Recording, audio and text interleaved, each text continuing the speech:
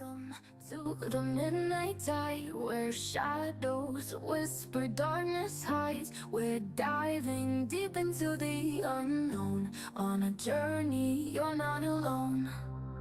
From haunted halls to specters lost, we'll guide you through the eerie frost, with tales that chill and spirits roam. A freaking awesome paranormal show. Ghostly whispers, ancient tomes, mysteries in haunted homes. Brace yourselves, it's time to go. The freaking awesome paranormal show.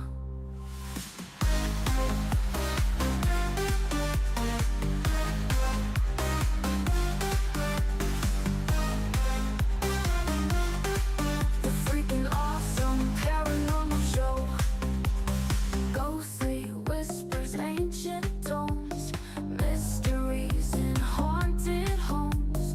Brace yourselves, it's time to go. The freaking awesome paranormal show.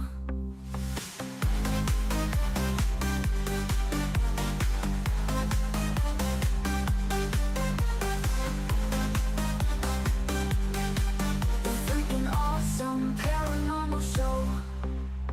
Welcome to the midnight tide, where shadows whisper, darkness hides. We're diving deep into the unknown, on a journey you're not alone.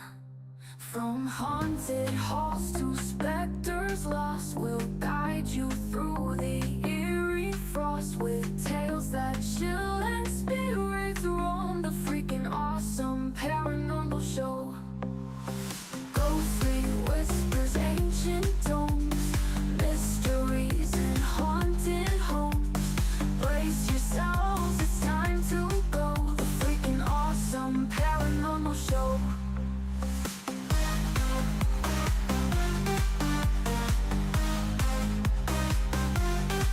The freaking awesome paranormal show.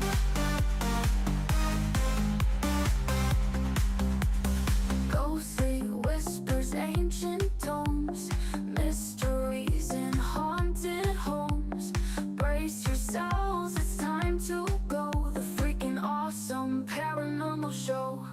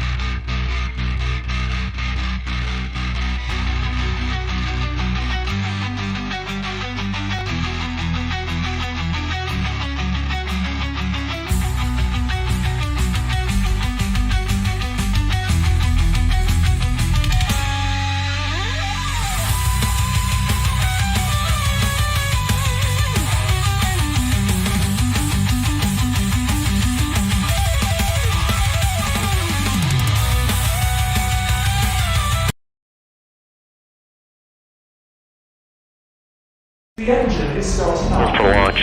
GC, go. Guidance, go. Fido, go. Prop, go. GNC, go. Max, go. Eagle, go. Ecom, go. Pending final steps to cabin link check. 3, 2, 1.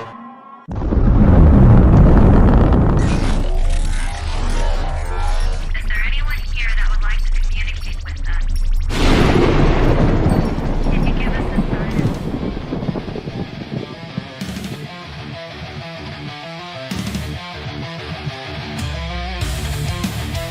Welcome to the Rift Nation Network, the RNN, putting a slide in your glide and a dip in your hip. Welcome to the mothership, the home of the travelers of the universe. With shows throughout the week, you can find us at Instagram, Twitch, Facebook, YouTube, Spotify, and more. Everything you could want, everything you could need right here, right now. From the paranormal to the supernatural. From comedy to the spiritual. And now, your featured show. Shall we begin?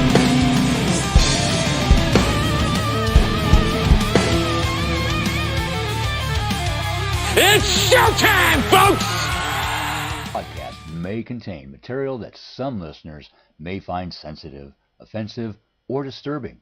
We strive to create respectful and informative content, but topics discussed may include mature themes such as violence, explicit language, or controversial subjects, triggering content including discussions related to mental health, trauma, or other sensitive issues, explicit language. Occasionally, our guests or hosts may use strong language. While we aim to handle these topics with care and empathy, we encourage listeners to exercise discretion. If you find any content distressing, consider skipping or seeking support. Remember that this podcast is not a substitute for professional advice. If you need assistance, please consult a qualified expert.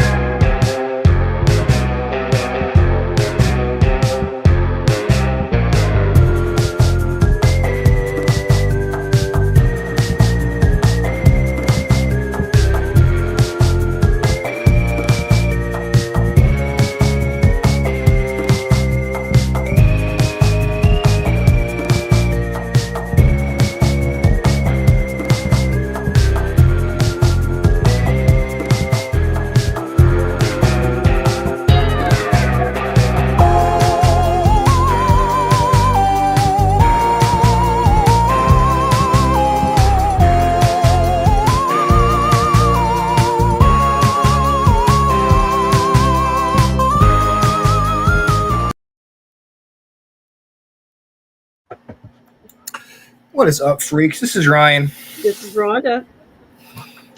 It's been a day. It has been I thought it was just me. No, it's been definitely been a day.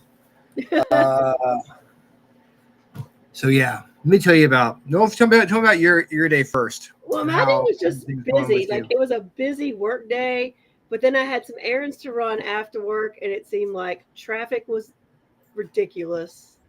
People driving was ridiculous. And then I made the bright decision to run outside to do something really quick and not put my shoes on. And I hit a rock just right. Ouch. Just right with the ball of my foot. And it's already bruising. So I every time I move, I feel it. I'm like, man, I knew better than to run out here barefooted. I knew it.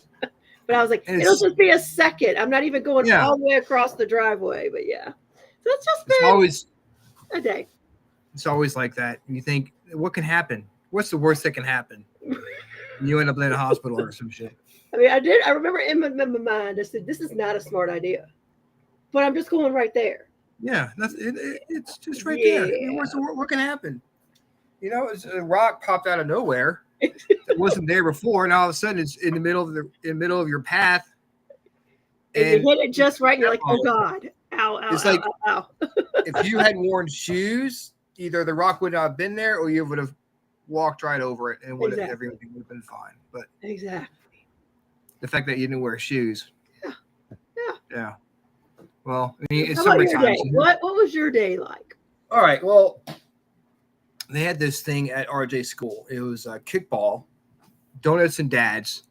You play kickball with your kids at a school. So I thought that was fun, you know.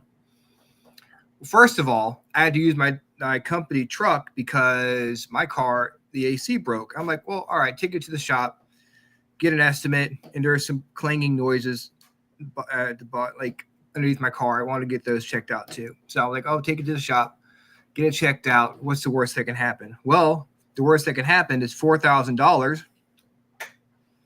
worth of repairs to my car. I don't have $4,000 to go towards my car. So it's sitting in the shop, and I had to borrow my family company pickup truck. So I took the truck out to his school out in Ashland, and you know, the first part was the kids kick, and the dads run with the kids. So RJ doesn't know where to go, so I'm guiding him. He kicks the ball, I run around with him. We get to second base, okay. Tons of like dads and kids all over the field. The one kid kicks the ball. I start running, but I'm not like, you know, sprinting. I'm doing the little pitter patter like this, you know, but I'm holding RJ's hand while I'm doing it. RJ trips up. He falls down, and I'm still running. I realize it, so I saw him fall. I stop, but he gets dragged a little bit, right? So now the dads are like, "Oh my God, he must be serious. He's dragging his kid to the third base."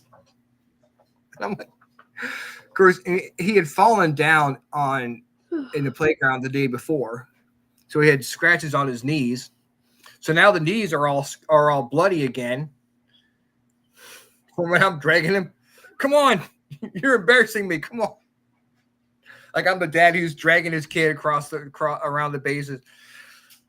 So Jimmy must take it really seriously. I'm like, no, it's not. That's not what it seems. So, yeah, and then I get ready to I'm sitting here, very ready to do the show. I'm like, oh, I don't have my coffee, my tea. I go get my coffee maker, push the button, no water comes out. So now my coffee maker I make my tea with is broken. Oh no! I am tealess. Oh no! I should just cancel the show right now. Tell John Savage we'll call him back later because I gotta. Like you gotta apologize everywhere today. It's like, people, I'm not that dad. I'm not that dad. Exactly. I am not that dad. And then it's like, sorry folks, but I have. I look down and he's like on his back. I'm like, oh. You take this kickball thing really seriously. Oh, I must win. How dare you embarrass me like that? But it was fun. We had a good time. They had like a cute little dance that they did for us. Aww. And then they had the dads come up and do the dance with the kids. It was like a line dance, which I am totally uncoordinated when it comes to line dance. I might pay money to see that. Ryan, tall Ryan doing a line. Yeah, all those little kids. So that's been I do have water boiling. So if I get up to get that, you'll know. Getting that tea. I got you. I'm getting that tea. Maybe we'll spill some tea tonight. You never know. Ooh. Manual drip. I missed a lot of messages here talking about my experience today. Thanks for sharing out, Heidi. What's up, Teresa, Jeannie? I'll be seeing you guys next week. Or yes. Jeannie, see you next week at the cabin on 360. Yes, super excited for cabin. That's next week. Holy crap! I know. It feels crazy. Like it was like 8 months from now, and now it's like not even 2 weeks. God. I'm excited. Yeah. It's so much fun. I feel like I need to do so much more for it, but I don't know what I can do. You know, it's sneaking up on me. Yeah. Even though we talk about it every week, it's still sneaking up on me. Yeah. That's what we were talking about. I think it's just like time to reach out to Dennis and be like, what do you need help with? Because I messaged him the other day. I'm like, I can come help during the week if you need me to. Hey, Michelle. Rainy, yeah, up in that area is always usually Back pretty rainy. northwest, yeah. It's supposed to be rainy here tomorrow. God, Kasem Lee. I guess we could use the rain. Yeah. Also, my dog decided to have diarrhea everywhere before the show started. So, yeah. Yeah. I'm gonna take my rock and just keep my little rock that I stepped on over here. Just piling on. Stupid drivers and all that. It's way better than what you've dealt with today. No, I am just so you know, I'm not trying to be depressing or anything like that because it is National Streaming Day, which of course should be every day. National Streaming Day. National Streaming Day. I know everyone celebrates National Streaming Day. Every day. Every day. I celebrate it every day. That's for damn sure. It was very, very weak holidays today. I think it was like picking strawberries day or yeah, it's about that time of year, isn't it, for picking strawberries? Yeah. I mean, I'm surprised it's not like National Pumpkin Day or something like that. Some random holiday that makes no sense. Welcome to National Christmas Talking Day. What? National Plant Your Christmas Tree Day. Yes, there we go. That would be about the same time. Yep. So we've already acknowledged the people in chat. What's our Teresa, the Canadian connection? 46 degrees there. Oh wow. I'm so jealous. I'm not jealous. Is that okay? Okay. Is that real temperature or is it Canadian temperature where it's 46 is like 90 here? Man, I don't no, I think it's really 46. Yeah. Okay. Because we use Fahrenheit here. And because that's like 75 or something here or something. Although 46, yeah. So it would be nice. I'm not ready to go back to that. No. I'm not quite there yet. But once the mosquitoes come out, I will be there. So hard. Okay. We've acknowledged the people in chat. What's up, Sharon? Hey, Robert Odell. What's up, man? Robert. Big Rob. Hanging out in the Bon Air. 4 tornadoes the other day in Denver. It's been crazy tornado season, that's for sure. 4, oh my gosh. Stay safe out there, Heidi. Oh my gosh, that's crazy. Yeah. Okay, if you get hit by a tornado, then your day is worse than mine. I will concede to that. Thank you. Look, thank you. I need you to do that. Hey, Richard. What's up, Richard? How are you doing? John Stevens. I am looking forward to seeing you at Cabin Con. Yes, we are. Super excited to see everyone. Yeah, it's going to be so much fun. So I need you to do me a favor. What? Read a card so I can make my tea. I can make that happen. That I can do. That I can do. Zen place. Be right back, guys. So this week we're still using our Spirit of the Animal deck. Let's see what the card for the collective this week is. All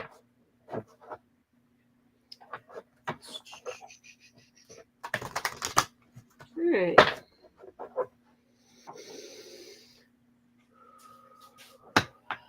All right. Ooh, this is the one we haven't gotten before. So this week we have the Giraffe, which says visionary. Rise above earthly matters, glide through life with grace.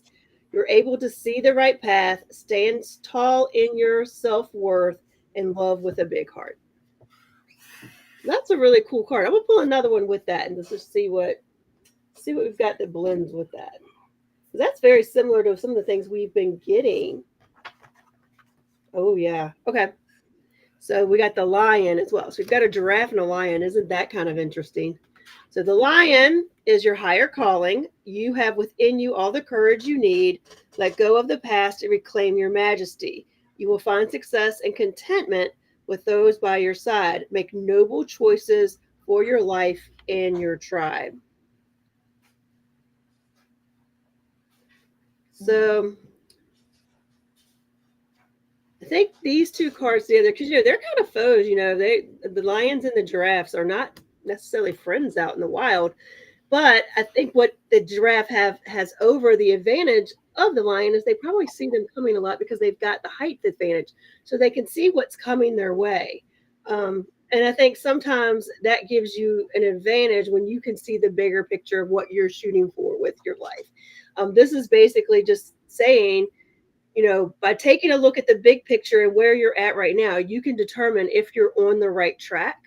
But when you're looking if you're on the right track, make sure that everything you're doing is for your highest bet and best good, but also make sure that you're not stepping in any toes along the way.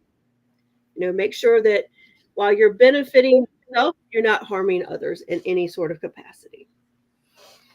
I mean, yeah, the giraffe will get a bird's eye view of every situation because it's so high up, and it could definitely be the forest. It keeps them prepared of what's heading their way. Yes, exactly. Well, that's pretty awesome. Pretty good advice for people to, take and view things differently in their lives. Yeah. I mean, I think it's saying have the courage to do what you want to do. Make sure while you're in the trenches making that happen, that you continue to look at the bigger picture, the higher view that'll keep you protected from obstacles that may come your way. But also make sure when you're in that trench and you can kind of get blindsided in tunnel vision, and making sure that you're taken care of, make sure you're not harming anyone else in the process. Yeah, I could have used that advice today for sure. When you going through a bunch of stuff and it's like, oh my gosh. Yeah. But I always have the show to vent my frustrations out on. But especially when the dog goes crazy and shits everywhere after I took her out 3 times. That's I've got what dogs do. Focus on the positive. Oh, let's go out. She was sitting in front of me, whining. Like, okay, I'll take you out. And all she does is eat grass, chase birds. And if a person happens to walk by, it's like pull my shoulder out trying to chase them. Puppy for you. But dog. I mean, she's still a puppy too. So she's a puppy and she's cute. Like, that's how they get away with everything. Is they're cute. Yes. Or say when I put her in like a dress or something. Oh my gosh. But she's not wearing a dress now, so she's a dog. She's not. When she's in a dress, she's cute right now. Yeah, she is just a regular dog now. Put her in a princess dress, and oh my god, I melt. End up in Kansas on some. Yeah, prayers to all those people who are being affected by their tornadoes. That's crazy. Heidi said, as I have my daughter's dog eyeballing me at this moment. Oh, so she hears me talking shit over here. Mm-hmm. I'm not talking about you. I'm talking about my dog. My dog was bad when I left today too. I was I usually, one of them still has to be crated when I leave the house. The other one doesn't. But what I do is I open up the living room because I've got it gated off so she can go chill on the couch and watch TV because she's the good dog. Well, I forgot to open the gate. And she was mad at me for that. So then I found out one of the, if you watch Sunday's show, I mentioned that I'm finding cabinets randomly opened in my house. Well, I figured out the dog is doing some of it because I came home to a cabinet open. She found a box of Swiss Miss, like hot chocolate mix, and it was all over the house. All over the house. No. Well, no, we're reading next week. We're doing tarot card readings. Yeah. On the show. Yes, we are. Welcome to hang out with us tonight, though. But next week, we have Dana Marie Vollmer coming on the show. Yeah. Every week we pull one card for the collective just to see what's happening. So it's a big umbrella card. So everyone gets a reading. Yep. Every week on the Freakin Awesome Paranormal Show. Guess what we do? We give to you people. We give to our freaks. Yep. And if it resonates with you, take it in. And if it doesn't, just let it go. Just come back next week. That's right. And try again. And again and again and again. She looked away, but Pause for load. Oh I my love god, that's hilarious. that. There he is. Okay, so we're gonna talk about the Freakin' Awesome playlist real quick. That's a show we do every Sunday, not every Sunday, every second Sunday of the month, which is actually coming up here, not too far away. Yeah. We recommend songs. This time we're doing famous bands from Virginia. So that's where we're from. So that's why we're going to do that. And actually, a lot of bands that you'd be surprised are from Virginia. Yep. So, but every week we decide to suggest a song for you guys to listen to and maybe expand your musical horizons. My song this week is Bob Marley, "Keep on Moving." Always a good one with Bob Marley. Yes, it's a good summertime song. Howie's song, or Howie Ed Odell song is George Clinton's "Flashlight." Oh wow, I haven't heard that one in a long time. Yeah, I had a like a hip hop party CD, and that was one of the songs that was on there. Oh, that's cool. I remember those CDs. Yeah, those compilation CDs. Yeah, yeah. MTV Party to Go and Jock Jams and Jock Rock, all those things. Yep. John Savage's song is "Things That Go Bump in the Night" by a band called the All Stars. Ooh, that's cool. And mine is "Sweet Soul Sister" by The Cult. Sweet Soul Sister by The Cult. Nice. So, guys, check out those songs. And we are going to put together a freaking awesome playlist of all our guests' songs. Yes. At the end of the year. Which means I got to go back to beginning of the year and ask like the Connor sisters and all them for their songs. I forgot to do it. So it's time for the freaking awesome question of the week, which is actually Rhonda's question. I know, and luckily I remembered it like 20 minutes before we got on. I was messaging you to see if you had had it or not. So I'm going to go ahead and add Mr. John Savage from Savage Paranormal onto the show to answer the freaking awesome question of the week. Let's do this. What's up, brother? How you doing? Hey. How's it going? I'm doing good now. I got my tea. Hey, good. Now. There we go. I've got my Dr. Pepper. I got my Diet Coke. Okay. Now we have our drinks. We are settled, ready to focus. What's the question of the week? The question of the week is, what incredibly common thing have you never done?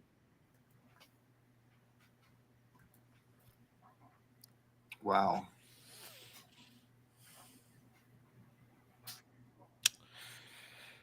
Oh boy. This might take a while. It could be anything. It could be watching a certain series or a series of movies or some sort of sporting thing you never done before. I've never seen Breaking Bad. Never seen Game of Thorns, or whatever it's called. Yeah, you can tell I can never watch shows like that. I mean, never done a TV series that could be anything, It could be like I've never seen. I guess I'd be like I haven't seen Love Boat, but yeah, I mean, the Mod Squad. I've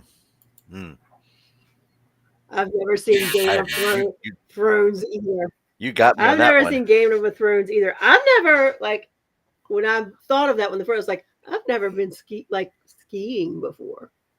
I've never even been to a ski lodge before. Never. I've never been snowboarding before. I guess that's kind of common. Never been in a marathon. Oh, there we go. I've been to a marathon gas station though. Does that count? I've been there, and a raceway one. Yeah, there we go. I've been to a racetrack, gas station. Yep. And one in Richmond too, for that matter. Yeah. How about running? I mean, the only running I do is my mouth. But, something seriously is going to have to be chasing me for me to run. Yeah, now for sure. Back in the day, I ran cross country in high school because I was too uncoordinated to do anything else. I could run straight. I could do that. But you were up in Minnesota. Is that where you're from? Minnesota, right, John? Yeah, I'm from Minnesota. Oh no, The Minnesota. land of the land. Yeah, Minnesota. For the Twin Cities. Mm. So is it So still cold there? Like, what's your weather like? Well, I'm here in Well, okay. Virginia now. I got smart. I moved. You see the light. You came down to the motherland, God's country. Yeah, now I want to go back because I'm missing my cold snow. This and is stuff. true. We don't get that much anymore. No. I mean, the last snowstorm we just had, that was my fault apparently because I made the comment of, God, I really miss my winters from Minnesota. Next thing we know, we got 10 inches of snow. So my fault. Asking you shall receive. Yeah. Well, I've been asking for a lot of things. I don't receive the snow. So what can you do? Yeah, that was that's this past year, this past winter that happened. Yeah. Yep. So I remember back in January, February, somewhere around there. We were supposed to get a lot of snow. Ended up being like barely 2 inches or something like that. Yeah. It was like twice they kept calling, like we were going to get all this snow and be prepared. And then it was like a dud every time. You know how I know it's not going to snow much is when they start like predicting it a week ahead of time. That's gonna be the worst snow in years. Prepare yourself, clean out the stores of the bread and milk because it's Ice Age Part 2 coming at you this way. And each day it just keeps a little bit less and less and less. Pretty soon, by the time it gets here, we may get a wintry mix, mostly rain.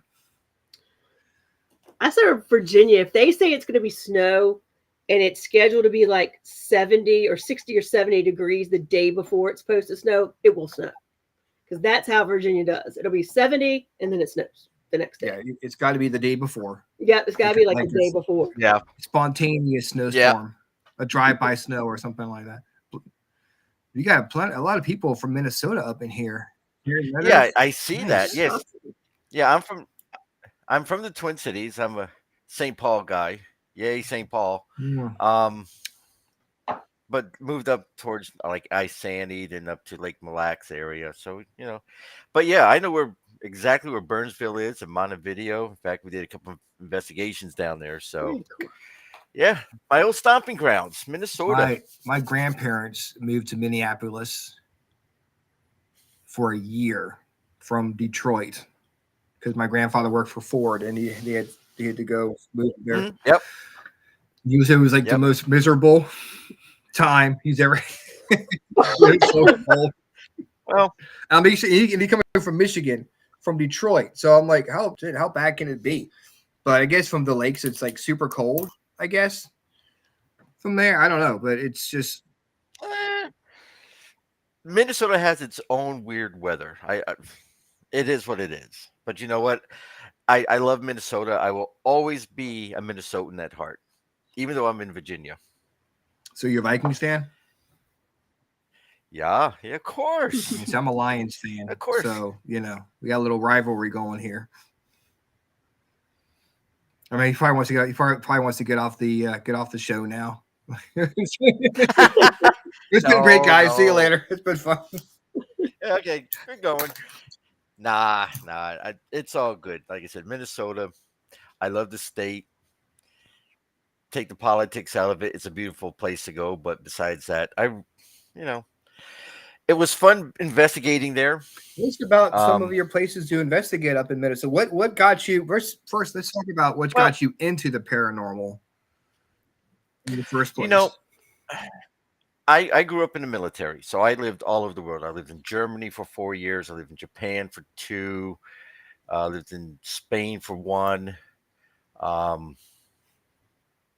Anyways, so I got exposed to a lot of different culture when it came to the paranormal. Really didn't get into it until back in 89, 90 in Minnesota. This is when the paranormal was just beginning to form. You had the TV shows like Sightings. That's where I got most of my stuff from. In search of unsolved mysteries. Got to have our unsolved mystery shows. And it was more of a journey for me because I was more curious about the afterlife because I was questioning my own religious beliefs about the afterlife, and that's how I kind of stumbled into the paranormal. And I just became really intrigued with it. It's like, wow, this is a really interesting field. Even though it's a pseudoscience field, it just really got my curiosity going. So I started doing a lot of the experiments. Um, and then one day I decided to form my own group back in 1990 called the Minnesota Paranormal Investigators Group, MINPIG for short. And it's still going to this day. We are the longest running paranormal group in the state of That's Minnesota. awesome. I think we're at 34 or 35 years, something like that. My math is horrible. Wow. So what kind of stuff were you using to investigate way back then? What kind of equipment did you use? Well, I'm still old school.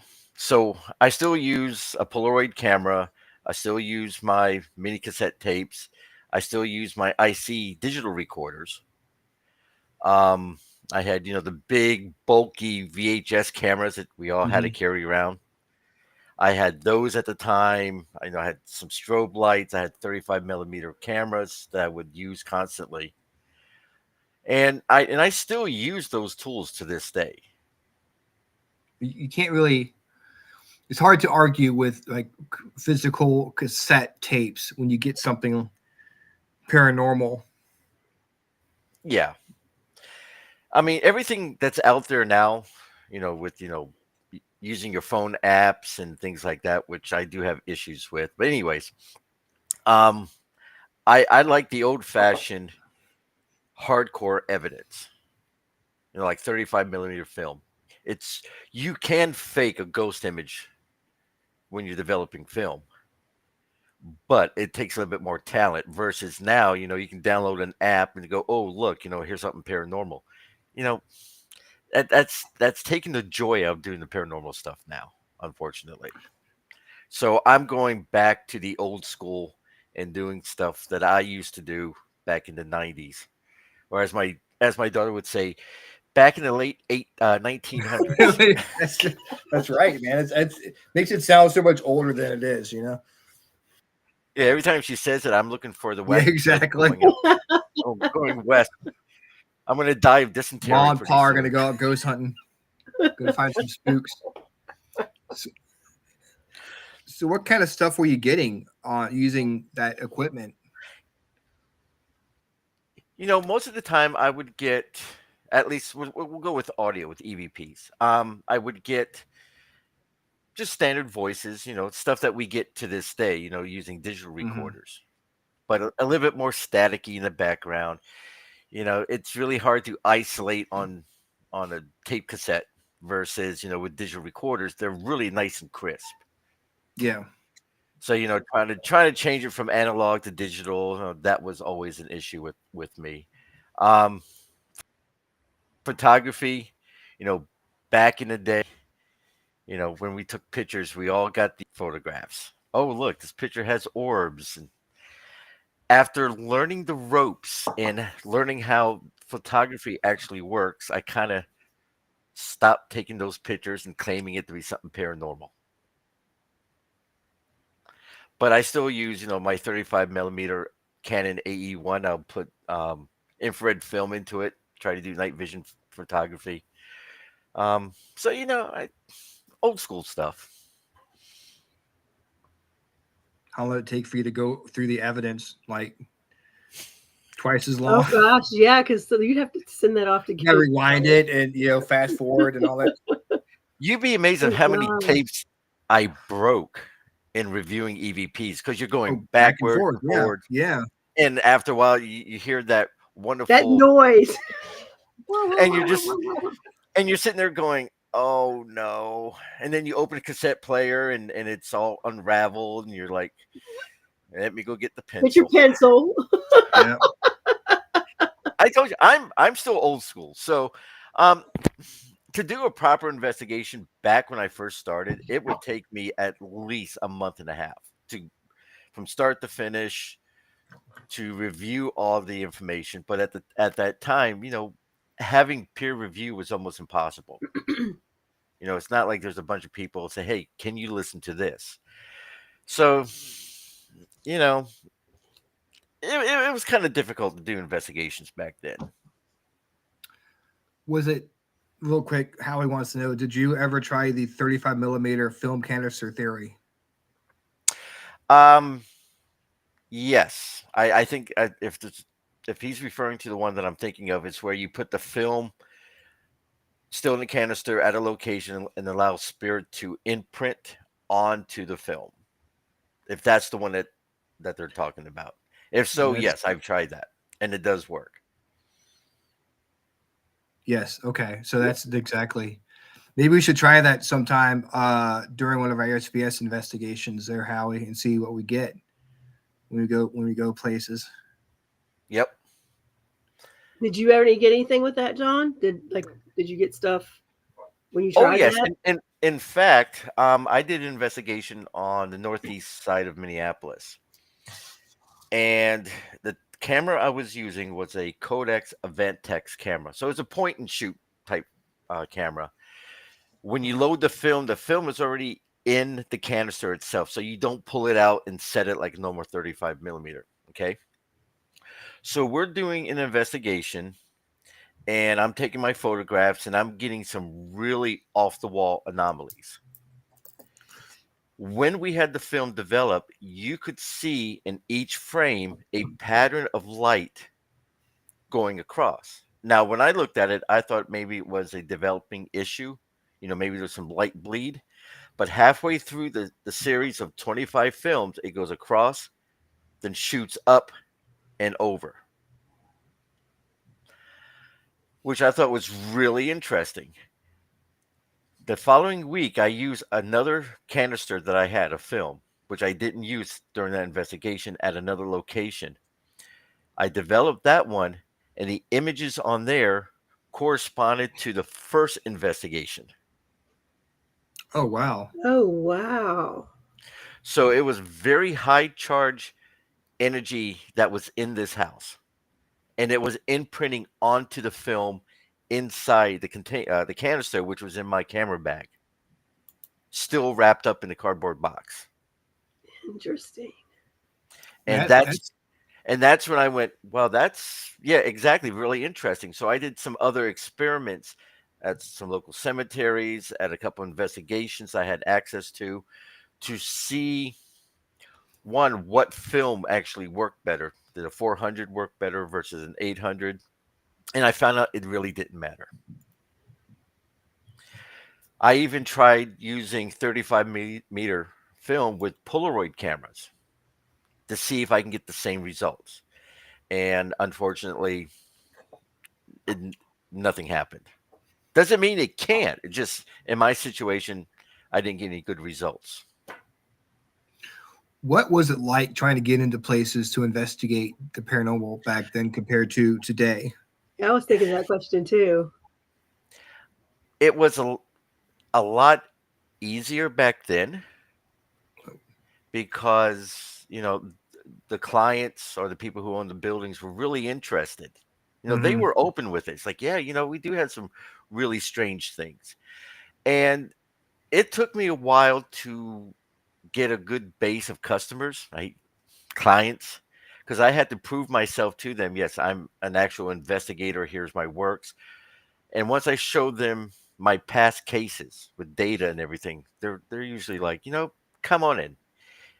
Now, and I noticed this more in Virginia, or at least on the East Coast, it's a lot harder to get into a private investigation or get into any location because it comes back down to money. Mm-hmm. Which, you know, again, I'm old school. I want to go and check out a place and dig into its history. You know, if you want to charge me $400, then I'm sorry, your place is not that interested to me. I'll go find something else to do. Yeah, it's tough because there's no guarantee you're going to get an evidence. You pay a lot of money for some of these places, and it's like pay Well, $2,000 and you get a sigh or yeah, something like that. yeah. I Or mean, I mean, one of the issues also is in this day and age with social media and everything, everyone with a camera becomes a paranormal investigator, which makes it harder for us because people look at what they see on YouTube and Facebook and what have you and think, well, that's how they're going to conduct an investigation. Where back in the day, we had to, well, at least I had to give an outline of the equipment I was going to use, how I was going to use it, why I was going to use it. Mm-hmm. In this day and age, it's like anyone with a cell phone can go out and say, "Hey, look, I'm going to be scary, spooky place," and people are now looking at that, going, "Is that how an investigation is conducted?" Mm-hmm. So it does. It really hurts us in the paranormal community when that happens. Agreed.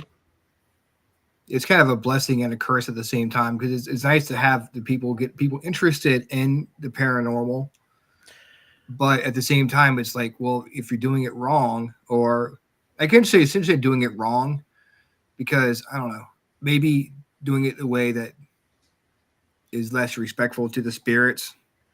I think Exactly. it's And bad. and a lot of the people that are out there on YouTube, and I'm going to pick on YouTube, um, they're so disrespectful towards the spirit and the location that it's sickening. Yeah.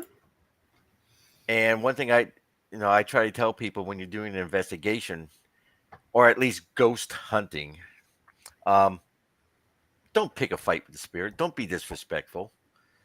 Because remember, they can see you. You can't see them coming. True. Yeah. I mean, I'm sure people have experienced that when they've come out to the cabin. Mhm. And I think people, they try too hard to be a certain way on YouTube because they want the views. And Exactly.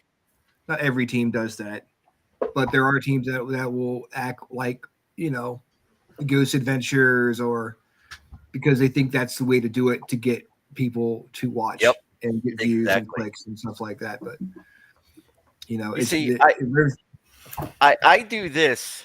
One, it's a passion. I don't do this for views. I don't do this for likes or anything like that. I could give a rat's behind on all that stuff. I'm doing this one for my benefit because I'm still learning about the afterlife. I'm still learning, what's going to happen to me as a soul when I die. Um, but I'm also helping those who are being traumatized by something they can't see, educating them on why there's a haunting. Trying to de-educate them from thinking that it's something demonic.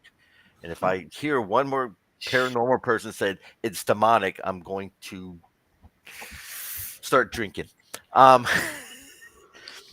because 99% of what's out there is not demonic. It's not even evil. It's not No. even, it's a cranky spirit, maybe. It's someone Mhm. who can't, is frustrated, maybe, but evil or dark or demonic, that's just not the norm. Again, I've in all my 35, 36, 37 years doing this, I've only encountered one case where I would say it's kind of borderline. But my belief is the personality that you have in this life carries over to the other side. So if you were just a grumpy old man, just Right. rude and just bitter, that's going to carry over. And that can, come across as something demonic or evil or dark. But in reality, it's just his personality. Exactly. Exactly. And I feel like anymore, that's a lot of education that we're having to explain, even as much so as the demonic, because it's like, ooh, that scares me. I just don't know. And it's like, it's just, I mean, it's just somebody who's cranky. They were probably crotchety back then. They're crotchety now. Or they were ornery then. They're ornery now. They don't Yeah. necessarily change. I mean, Yeah, go if they're ahead. demons, it's be a lot worse than cabinets opening up by themselves. it's people get, you've seen those possession videos and stuff like that's nothing to shake your fist at, or it's nothing to joke around about. Yeah, it'll be a lot worse if it was actual demonic activity in Exactly. your And house. you know, I'll give you an example of a case, and this is where paranormal 101 and parenting goes wrong. So the house that we lived in back in Minnesota was haunted. We knew it was haunted. It was on the market for about 8 years. In that 8 years, only two other people viewed the house. Oh, We went into the house and we're walking around. And when you have your wallet in your back pocket and you feel like you dropped it, you kind of grab your back pocket. That's Yeah. what that's what I felt in this house. Thought nothing of it. Went upstairs. Beautiful house. And as we're walking back down, one of the doors Yes, slammed. Sarah. So I told my wife, I said, guess what we're buying? So we bought the house. So during the time that we lived there, we've had a lot of interesting events. It was like my own little laboratory. I could see we got faces on video. It will move things around. It would tip couches. I mean, just wild stuff. And I've got all the photographs from when we had events. Well, one day we had an investigation on a Saturday, and then by midweek, things in the house starting to turn for the worse. Um, we would have lights flicker, and again, this is stuff that I've been told about from doing investigations. Yeah, we had lights flickering, doors opening, and all that was happening in our house, Is this here or in Minnesota? Minnesota. Or okay. I wish it was here. Um, it got to the point where a spirit followed me home from an investigation, took residence in the house, and attached itself to my son. And, I really didn't see the connection just yet. Mm-hmm. And we would have things in his room, boxes would be thrown, his bookcase would be thrown, his bed would be thrown, things would move about around in the house. So one day I decided to see what the relationship was between my son and this entity. So I decided one day, I was really pleasant to him, hey, Michael, how you doing? Nothing happened. The next day I went in and I just rode him hard. Your room is a mess. And I kept getting louder and louder. And the louder I got, the more upset he became. And as he became more upset, you could hear things in the kitchen being thrown. We heard glass being thrown. We heard our coffee table being flipped. It got to the point where I had my wife take him out of the house because I was beginning to panic. It's like, shoot, what do I do? I've never encountered this type of a paranormal event. I've heard about it. I've had cases where the clients would say, yes, this is affecting my kid, but having it done to my family scared me. Now, as he left the house, we started taking pictures of all the cabinets opening. We had flour on the floor. In the bathroom, written in ketchup on the shower wall, and I do have photos of this, were the words, "Leave him alone." Now, a couple things happened. As a parent, I became very frightened. As an investigator, I became very intrigued. But it was that moment where it dawned on me that the people that were investigating, that the homes that are having problems, this is what they're going through, this Mm-hmm. fear of helplessness. And it was a rude awakening for me because I'm standing there going, I'm a paranormal investigator. I'm a medium. I can handle this. Nope. When it's your own flesh and blood, logic goes out the door. You want to protect your family as much as possible.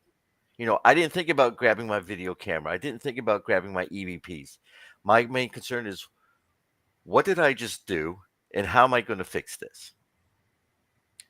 And after a while, we found out it was a child that followed us. It became attached to my son, and over time, it kind of just dissipated. The other spirits in the house kind of took care of that little child for us by pushing it out. But it scared me, but it also humbled me. So when I get a case where someone says, my kids are being affected, they're being dragged out of bed, or they're being pushed, or we feel like someone wants to hurt us, I understand that fear. And Mm-hmm. as a paranormal investigator, that's when you put the tools down and you put on your psychology hat and deal with the living. You want to educate them. You want to calm them down and say, hey, you know what?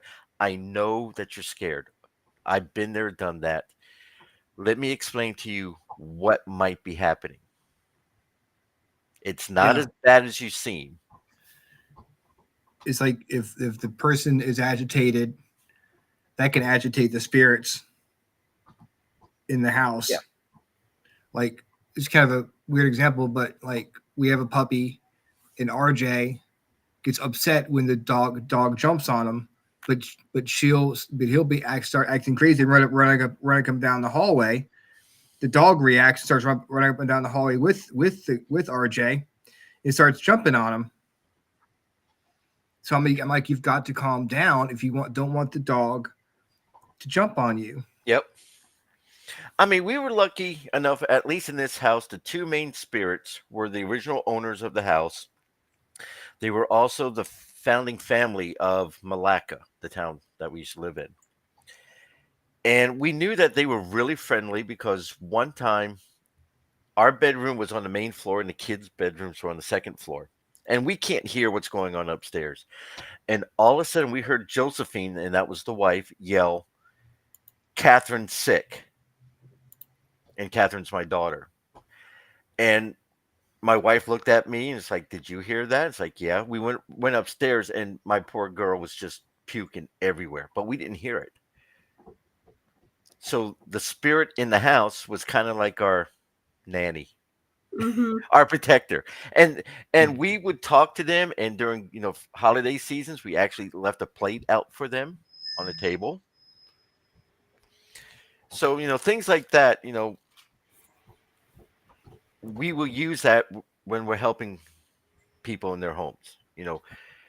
Instead of being afraid of them, invite them into your home. Look at them not as something demonic, but look at them as hidden history, a Yeah. protector. I think people forget that people forget that they're actually people, and they look at them as something else, something other than what they are or what they were. And you treat them like Mhm. people. You give them respect, or give them offerings. Even say, hey, this, like, give gifts, like you said. Yep. Show I them mean, respect. most of the time with spirits. Well, let me back up. This is my definition of a ghost and a spirit. Spirit is a lighter energy that is a soul that has crossed over but has returned. Think of it like, your grandma's coming back for a visit. A ghost is someone who hasn't made that transition just yet. Okay. And sometimes, a ghost energy could be light or it could be heavy. It kind of Mhm. depends on what that soul is doing, what that soul is. How would you compare the spiritual activity in Minnesota compared to down here in Virginia? I see similarities between them. It seems like most of the spirits here, well, here in Virginia, I mean, it's got a lot more history than what we have in Minnesota. It seems like, they are just existing on their own level. They're just doing whatever they're used to doing. They really don't want to interact with us. Sometimes we'll bump into them. sometimes when they want to interact with us, they have to work a tad harder to make themselves known, like opening doors, drawers, things like that. Same thing in Minnesota when we have homes. Um, they're doing the exact same thing. They're just there. People ask, why are they haunting my house? Well, it's not your house, it's their house when they were alive. And they return to their house because not because they want to haunt it and they're afraid to cross over. Maybe it's because in their mind, that's their heaven, Mm-hmm. their former heaven. That's where they had experienced love, joy, community, family, and they're just back there to keep living that feeling. Yeah, I think that's another thing is everyone seems to always assume that a ghost, if you will, wants to move on and not necessarily. They may be there because, like you said, that's their heaven. That's where they have the best memories. That's where they choose to be. And Well, if you take one of the Bible passages, and if I'm going to butcher this, I do apologize. The Lord has made many rooms for you. Well, maybe that house is your room. We did an investigation at a plantation in Powhatan. It was myself, Howie Odell, and the folks from ASPS, and we had set up a camera or out in the main, like the main foyer area, going out to the front porch, and we were outside talking, and we were sitting on the driveway. And back in the early when this was built, where the driveway was fields, okay, and they put a driveway in like in the late 1900s to go back to what we were talking about before. And so we get a voice on the recorder saying, "Get off my lawn," when we were on the driveway. It was a gravel driveway. They're still seeing the fact they're still seeing grass when we were, on the driveway, and you'll see people, how people walking through walls and stuff. There's probably a door there at some point. Yeah, they're seeing it as it was to them. Yeah. I mean, but being an investigator, I've learned a lot of interesting things about the other side. I've also had moments where learning about the spirits themselves can break one's heart. And I'll give you an example. And for those who are from Minnesota, you might recognize this place. There's a town called Owatonna, Minnesota, and it's called a state orphanage.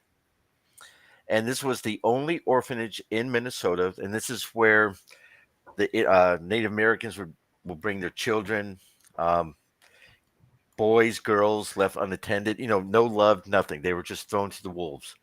And they were all brought to this school. And they have different buildings. They had the cottages for girls and cottages for boys. And there's a cemetery right next door to it filled with, I think, 199 bodies of kids.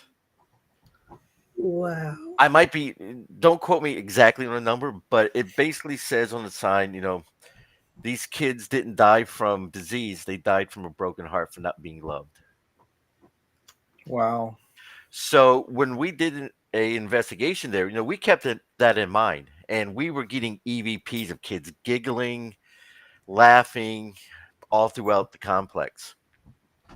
Well, that night we were doing an investigation. I went outside towards the cemetery, and there's a parking lot right next to it. And, I started to cry just a little because, being a parent, it's like, how can you not love your child? And I did a EVP recording, and the session came back as a group of kids saying, "We're all right." And then what sounds like a little girl saying, "Peace." And it's like, you know what? That made me feel a lot better that, yeah, they didn't get love like we would with our own children, but they have that love on the other side. They're at peace now, and they're happy of being there at the school because that's the only place where they felt that love from other kids. I mean, yeah, there Yeah. was some really dark stuff that was there. That's still there to this day. Um, but yeah, I mean, You again, can't hurt them anymore. yeah, but it's just one of those things that as an investigator, you have to experience. You have to be respectful to get that type of information, that type of Hmm. EVPs. You're not going to get that running around in the dark cemetery like a fool. Yeah. Right. Yeah. I mean, it's good to know that they did find happiness with each other, and they were welcoming to the other spirits that had passed on in the school. Hmm. You know. So yeah, I mean, there's like I said, we did multiple cases in Minnesota, Wisconsin, Illinois, North Dakota, South Dakota, Winnipeg, Iowa, and then with my wife, who's British, she used to run paranormal tours out of London, so we did stuff in England, Wow. and we also did a paranormal investigation in Cyprus. Oh wow. Wow. See, I bet that's a whole different level of investigating over there. Cyprus was Wow. Cyprus was it's Cyprus kind of came about really weird because that's where the wife and I got married. And it just the planets aligned, the universe is like, you know what, here's a wedding gift for you. And we were talking to an interpreter, and they're saying like, yeah, we do paranormal stuff too. So they took us out to Apollo's temple, and also the tomb of the kings, which is like 8 BC, some weird number. And they were getting EVPs, but it was all in almost like Greek, Yeah. Mesopotamian type language, and it's like, wow, It's just that's wild. that's so cool because you were hearing voices from way the heck back then. Way the hell back then. That is And I insane. and I couldn't. People say, well, if you go to a foreign country, do EVPs, it's going to be translated, into English. It's like a universal translator. No, No, no, not no, necessarily. no. Sometimes that could be spirit guide going. His name is George, translating it George. Yes. But I mean, I was listening to it, and it sounded like just a bunch of garble. Yeah. And they're like, no, this is what it said, what they were saying. And it's like, wow, I've never experienced EVP outside of the English language. I mean, occasionally I'll get some EVPs for like in the cabin. I'll get some Native American stuff, or we got some really cool Native American drumming at the plantation I was talking about before. Mm-hmm. But you automatically think when you think ghosts, you think of like 1700s or ghosts Yeah, like colonial spirits. But I mean, it could be caveman ghosts out there. exactly. And You know, and as you know, with spirits, they just when you think you understand how they work and they operate, especially with EVPs, they throw a spanner into the works. yep, So we have a place in Minnesota. Again, for those from Minnesota, you'll recognize this place called oh Jesus, the Landing down in Shakopee. And what it is, it's a state park, and they brought in buildings throughout Minnesota and made a small town called Eagle Creek. So think of it like a little house on the prairie type setup. And we're in this one house called the O'Connor House, which was shipped from Shakopee, Minnesota to this location. And we've been investigating this house for about 7 years straight. And we were doing an EVP recording, digital recorder. And I asked some silly questions like, who are you? Do you have something you want to say? Just mundane questions. On playback, it was all garbled. And as you guys know, with digital, it's just zeros and ones. It's not like a tape where you mm-hmm. can put it on the back side. when I downloaded that session and I reversed it, it said, yes, this house is haunted. Now leave this room to us. In reverse on a digital recorder. I cannot, I still can't explain it to this day. So that tells me one, it's an intelligent haunting. It knew what it was doing. It knows it was haunting the house, and it wanted us to get out of its room and leave it alone. How it did it reverse on digital, Right. I cannot explain it to this day. Have you ever had something, you get on a digital recorder, and then you hear it at the location, and you play it for people, and it's there, but then you get back, and And it's it's no gone. longer there. Yeah, has that ever happened to you? Because it's happened to me. Oh God, more times than I want to admit to. Like the best And it's EVP frustrating. ever. Yeah. It could, I mean, it could be the best EVP, and you're like, you tag it, you write it down in your logbook, session number 4, fifth Yep. recording, da da Yep. da. You get home, and you're going through it, and it's like, I have I know I had 14, and it's only showing 13. Where did it go? Mm-hmm. Because after I do my EVP sessions, I'll lock down my digital recorder so I can't record over it. And it's like, of all the EVP sessions, the best one is gone. No. You're like, this can't be. It's like keep rewinding it, hoping it's there. Like, what happened? Yeah. And sometimes the spirits will play games with you. Sometimes they will have a sense of humor. Yep. And sometimes they will ask you the question. We're doing an investigation at the Mounts Theater in St. Paul. We're down in the basement where it's an old dressing room. And the room's totally dark. And everyone who's investigating in the dark would know what I'm about to do. You're standing there with your recorder.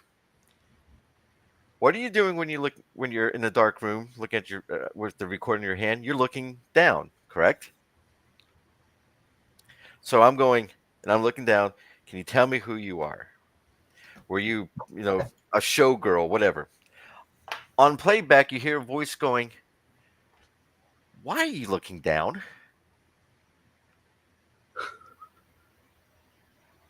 That's crazy. It's like, and it's one of those things. It's like, was I look? Yeah, I was looking down. Yeah. Oh, it saw me looking down in a dark room at my recorder, and it's asking, "Why are you looking down?" Hey, you know what? I mean, it's kind of a two-way street. We talk to them, they want to talk to us. Yeah. Yeah. Kind of the same way. Like, we're asking questions, we can't get their answers until we go back and listen to it, and they can't get our answers until we go back and listen to what they were saying. Yeah, I mean, it's again, as an investigator, you have to keep all this evidence in the back of your mind. So when you go to your next investigation, you can say, "Hey, you know what? This technique worked, or these questions work." Yeah, it's definitely a trial and error, sure. not error thing when it comes to investigating. It's just, that's why we do it. Yeah. What are your top 3 paranormal locations you've investigated? Just 3? Top 5. You go for 5. Okay. We'll go for 5. All right. Okay, so it would be obviously my house, because that taught me a lot of lessons. So I'd say my house, Owatonna Orphanage, the Rams Inn in England, which is a 14th century house built on a pagan burial ground with 4 ley lines right through the middle. Oh, wow. That's crazy. If you Google the Rams Inn, England, you'll see it, and it's the only time as an investigator that I slept with the lights on, my jacket on, my shoes still on, we're laying in the wife and I. The wife knew the owner, who's since passed away. Um, he let us sleep at what's called the bishop's room, and there's two red beds. And the story goes, you know, you'll see a cavalier come through the wall. You have an incubus that kind of roams around, Mm-hmm. and we spent a whole day driving from Stonehenge to the Ram's Inn. And I'm laying there on the bed, and when you're really tired, you start shaking a little. You feel like you're vibrating. That's what I thought it was happening. No, the bed was actually moving, and I'm like, I'm too petrified to get my gear. I mean, just the history of that alone was awesome. So, the place in Paphos, Cyprus, Tomb of the Kings, um, the Stillwell Prison in Minnesota, and the Depot train station in Duluth, Minnesota. Mm. And of course, Bachelor's Grove in Illinois. Yeah. The those places like the Ram's Inn and the temple in Cyprus, Mhm. it's got to be so much energy just piled up on each other for through the years, through the centuries. It's got to be so much more powerful than what we have here.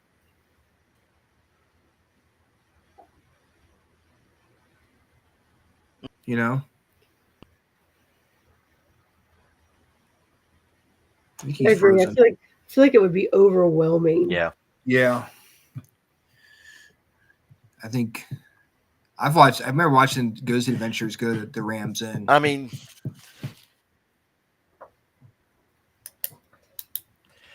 don't get me going on those guys. Yeah, I just remember watching that show. I'm not trying to talk about Ghost Adventures or whatever, but I just remember they were having a lot of stuff happen to them, and to just learn about the history of the place. And my friend Helena is from there, and she was like, and just like she'll move into a house where we'll move into a house that'll be like maybe 300 years old or 200 years old. Yeah. She's moving in a house that's 800 years old or something like that. It's just crazy, all the history there. I mean, we stayed in one place called Bulbrook Castle, which is the hunting lodge of Henry VIII when he was courting Anne Boleyn. And you can sleep in his room and sleep in his bed. New mattress, of course. Mm-hmm. And I'm laying in bed, the wife's snoring, and I got my EVP recorder out. And I'm sitting there thinking, God, I'm in Henry VIII's bed. I'm in his room. What do I ask? What questions do I say? And I'm like, okay, I got it. Turn on my recorder. I'm Henry VIII. I mean, that's the only thing that popped in my head. I did a session, turn it off, listen to it, and you can hear me just killing the song. And then you hear a voice in a very strong accent saying, "Be quiet." Yes, sir. I am quiet as I am not making a sound. But the next day, like I said, we had this whole place to ourselves. And this is one part of being a paranormal investigator that I think a lot of people forget about is the historical side of it. We were in the room that was underneath Henry's room, and I asked the question, "Can you tell me who stayed in this room?" And a woman's voice came through, said, "Anne Boleyn." For me, I was over the moon that I got an EVP, but to hear a name that changed the history of England, Anne Boleyn, was phenomenal.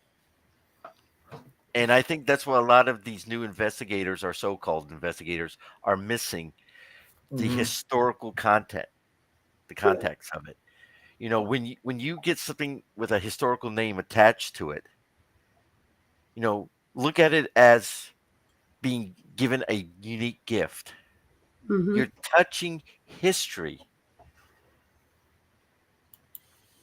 And it's Yep. like, again, I feel blessed in all the 30 plus years doing this. I get to experience and touch that history part. Yeah, I think that's a great point you're making as far as like experiencing history. You know, just I think people kind of take it for granted. They don't look at it like, oh, I got this cool EVP, but they don't really think about what you're actually hearing. You're hearing a Yeah. voice from the past talking to you, taking the time to talk to you specifically to get their message across. Hmm. You know, and Absolutely. it's a great. It's such a great feeling to know that you can have that experience. Yeah. I mean, I consider what we're doing as an investigators as paranormal archaeology. Mm, That's a good. That's a yeah. good. I mean, I've got my degree in archaeology, which I've never used because there's no money in it, and my body's too old to be digging around in dirt. You have a whip. You have a whip and a fedora. You put on every time you do some work. Yes, I do. Actually, I still All have right. my All right. trout, Just set making and sure everything. you have the outfit. It comes I'm along no, with the degree. I You get your yeah, diploma, they hand you a whip and a fedora. Go out there, have fun. yeah. I'm no Josh Gates by any stretch of imagination, but the techniques that we use for archaeology is similar to what we should be doing as paranormal investigators. Take a small sample of the area that you're working, get the information, put it into the context of that location. And the most important part is research, research, research, research. Research that history from different angles, from different time periods to see what history you have and try to put your information that you just dug up from your little test pit into, your findings. And you can base your investigation from that on out. Paranormal archaeology would be a good name for a paranormal team, actually. Well, I have back in the day with my group, I had a couple of names, logos. One was explaining the unexplainable. That was our tagline. And then I just updated it to giving the past a voice in the future. I like that. Because that's what we're doing. We're Mhm. touching the past. We're telling their story and sharing it with everyone who wants to hear it and learning from it. That's true. Man, I could talk for another hour Me too. about this stuff. And then we go into the psychic medium part of the whole equation too. So Yeah, and we haven't even talked about places you investigated down here in Virginia Yeah. yet. yeah. We've got we have a whole bunch of places down here, but alas, It's I've that got to time. yes, I've got to put RJ to bed. Actually, he's asleep. He's asleep on the couch, but I've got to move him into the bed. But are you gonna come out to the cabin for Cabin Con? So far, I'm not scheduled to be park ranger for that weekend, but who knows? If for those who don't know, I'm a park ranger at Chipoke State Park.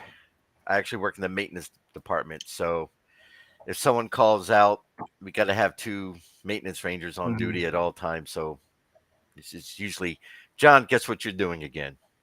Which is great because it's haunted. Well, Oh, there you that's go. cool. You can talk to the ghost while you're working. Oh God, yeah. You know, hopefully, no one will call out, and you'll be able to come up Yeah. and see us Well, so far next week at the it's cabin. looking good. I'm so excited. It's gonna be a lot of fun, and we can catch you on Vibe Time with Jerry. Yep. Who's on their paranormal roundtables, which is what, the first Tuesday or last Tuesday of the month? First Tuesday. First Tuesday of the month. So check them out. Go check out Savage Paranormal. Go check them out on Facebook. Are you on YouTube? Not on Or- YouTube, but I am on TikTok. Awesome. Check out Facebook, TikTok, Savage Paranormal, and we'll have to have you back on Anytime. Yeah. next year to talk about your experiences here in Virginia. I can And definitely we'll do that. do Whenever a you want part me back, two. just let me know. Awesome, brother. Thank you so much for coming on and joining us tonight. And we will talk to you soon, hopefully next in a week. at the cabin on 360. And just remember, no case is closed to an open mind. Oh, that's good. I That is love good. that. That's good. That's awesome, man. Thank you so much. Have a good one. You too. Good night. Night. Well, that was a good conversation. That I love was- that. It gives me pause to think. I'm telling you what, when he was talking about, when going places like Rams Inn and stuff, what goes through my mind is the you have to approach investigations the way he was saying, where you dive into the history, because there with all the time, it's like layer upon layer upon layer of history. And so not just, that I can't even imagine. Yeah. I can't imagine. I would love to do it, but it would be overwhelming, I think. Yeah, you would definitely need some time and more than one night to really experience it, because you've got to the places, there's some places where you've got to form a connection with the spirits. Yes. That are there, Yeah. Thank you, Sarah. Thank you, Teresa. Thank you, Howie. Thank you, Mariana. Kevin. Thank you, Amy, for sharing us out. Hey, Matt. Thank you for coming on. Thank you, Teresa. Thank you, everyone who thanks Kevin for coming on, hanging out with us. Courtney, I'll see you this weekend. Sean, I'll see you this weekend too. Sarah, I'm kind of trying to scroll back here. I'm listening to anybody. Heidi, thank you so much for coming on. Howie, Odell, thank you, brother, for coming on, hanging out with us tonight. Super Dougie, thank you. Lost Souls. Oh God, we love Lost Souls. Yes, Lost we Souls do. PI. Keith, thank you. Richard Johnson. Heidi, thank you. Astral Light Paranormal, thank you so much for coming on and hanging out with us. What a fun show. It was fun. The next week is going to be fun too, because we are doing tarot card readings next week. We're having Dana Marie Volmer joining us next week. So next week have Dana Marie Volmer giving out free tarot card readings. We're going to do one reading, probably one general reading, and then if you have a question, we'll try to get the question answered. But we want to get as many people read as possible next week. So we have Dana Marie Volmer. Week after that, we've got Darren Buss from Midwest Ghost Seekers, and we have a report on Cabin Con. June 10th, we have 13th Floor Haunted Media. Okay. Coming on the show. On June 17th, we have Static Voices joining us. And then June 24th, it's a Freaks React. Ooh, we haven't done one of those in a while. Yes. And then July 1st, we've got Bigfoot Finders. We have either Freaks React, or I think I may have booked Vanessa Hogel to come on the show that day. So actually, you know what, June 17th, I'll be at the beach. So you may be doing Static Voices with Ashley Herndon. Okay. Or whoever can be there at the time. So I will be in North Carolina. What weekend is that? What did you say? This June 17th? June 17th. It's a Tuesday. Okay. So it'll be on the weekend. No, I was kind of thinking, because there is a couple of things, but that will work fine. Yeah. If not, we'll figure it out. It should work fine. I was just thinking, there's a few weekends that bleed into like Monday, Tuesday, but I don't think that's one of them. We should since Sarah reading Steiger, we need to have her on the show. Yeah. We need to have her on the show. She's like, Absolutely. let me go ahead and ask her. Go here. If you are free on November 11th, Sarah, well, I will book you on the show. We'll talk about all the stuff because you've got a lot of stuff going on, and we need to talk to you about that stuff. So, Yeah. you want to come on November 11th at 9:00 p.m. Eastern time? We would love to have you. When's your birthday? That November date, Is Teresa? your birthday? Oh, June 17th. Oh, it's June 17th is a special day. My girlfriend's birthday is actually June 16th. Huh. My mom was June 14th. Wow. And Rihanna, my daughter, is actually June 20th. Great day. My nephew's June 20th too. So apparently June is a very popular month when it comes to birthdays. When's your birthday? Your birthday is in February, isn't it? Who, me? January. My birthday is in October, so you guys can start, thinking about your presents for me. Now. Yeah, prepare now. Okay. Mine is May 27th. Holy crap! Oh, Michelle, yours is coming up. Birthday's coming up. Nice. And Sarah's birthday is 3/11. March 11th. Very cool. Kevin's birthday is May 22nd. Holy, look at yours this. is coming up too. Happy birthday. 2 days. In 2 days. Freaking awesome birthday special for Michelle and Kevin there. We need to remember that for next week. June 19th. Look at Very that. cool, guys. Very cool. Very cool. Mine's October 18th. My mom, oh, there you go. So your mom, Sarah, was born in the best month of the year, which is October. Just saying. Oh man. So we'll spread some birthday love to everyone. So I'll forget everyone's birthday by an hour from now. So happy birthday to everyone. I will be in dreamland. Yeah, I will be there too. I need to start winding down here. So I will be in bed in an hour.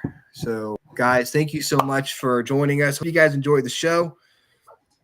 And all the new freaks that have joined us today. Hope you come back. Yeah, we enjoyed having you.